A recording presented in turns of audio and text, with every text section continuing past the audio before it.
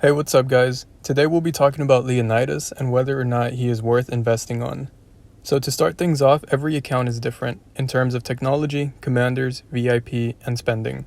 So not everyone will have access to the same amount of sculptures, so the advice doesn't apply to everyone the same, etc, etc.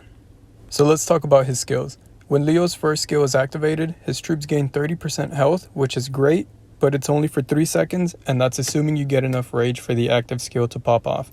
Then in the same skill, he deals 600 damage factor to up to 3 targets in a fan shape. 600 damage factor is what epic commanders deal. But he does deal 50% bonus damage if his target is silenced or if their attack has been debuffed, so you would ideally pair him with Guan, but it's kind of pointless since the silence ability from Guan only lasts 3 seconds, and Leo does not have a lot of damage factor, so his 600 damage turns into 900, which is still pretty sad.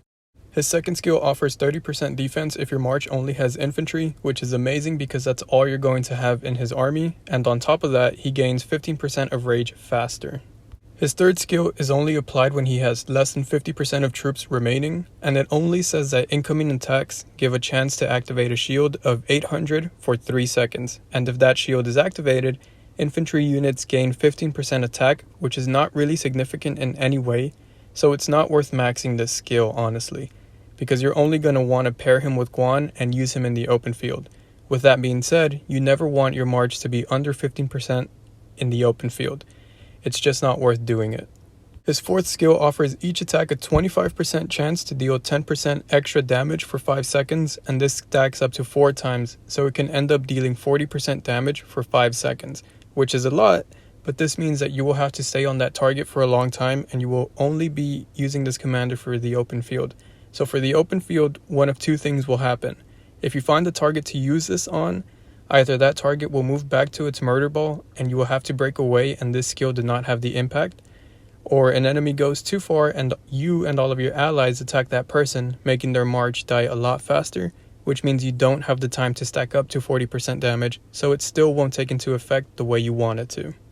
On paper it sounds amazing, but with the way you'll be using this commander, it just won't work out for you. And finally, his expertise skill. When your army is at 10% units remaining, troops deal 400% more damage and take in 50% less damage for 10 seconds. And this only happens once every hour after it leaves your city.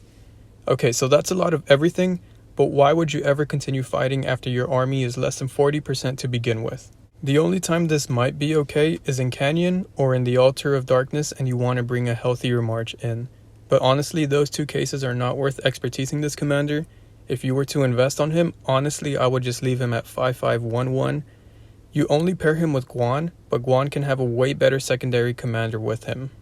He is a great commander for just 5511, absolutely great for that amount of sculptures, but I would still say don't do it if you haven't done it already. Because yeah, he might be good at just 5511, but keep in mind he doesn't have march speed or real damage for the open field. And you don't have a real good reason to invest in him past his second skill, when you can invest in other commanders, get good results with them at 5511, and then further invest in them to get even greater results than what Leo can give you. Leo's only redeeming factor is that he has defense, and maybe his 50% extra damage when his target is silenced, but that's it. It's really not enough, especially when you have commanders like Skippy or Sargon who offer 20% health and other tanky features, and also might deal way bigger damage and offer march speed. Leo is a low investment, I get that, but you can do better. While Leo is extremely limited, he is outdated also. So to finally answer, I would not invest in Leo. There is way better out there, and thanks for watching guys. Later.